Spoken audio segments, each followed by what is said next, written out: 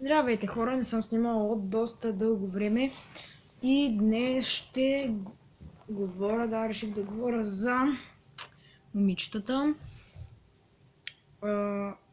Има доста готини момичета, които аз познавам. Реших да направя този клип по повод на едно момиче, няма да му споменавам името. Защото ще ми се разсърди много. Така че няма да прекалявам. Доста глупости направих вече поне на Андрея Стейче. Много ме нерви, когато предложиш на някой момиче, това не е свързано с нея, предложиш на някой момиче и то каже, че не иска да си гаджета и ти го каже, защото не те харесва. То всъщност не, че не те харесва, просто го казва, защото я е срам да признае пред другите, че харесва някой и такива простоти.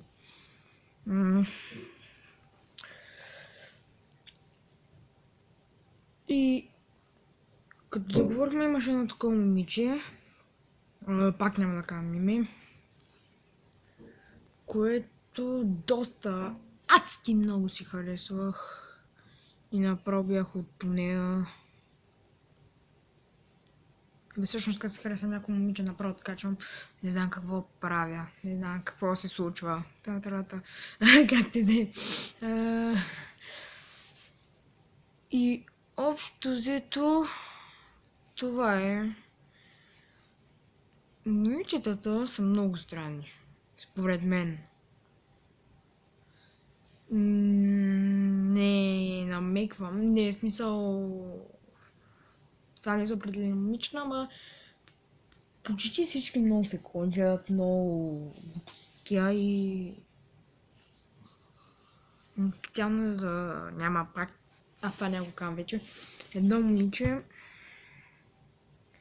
признавам си,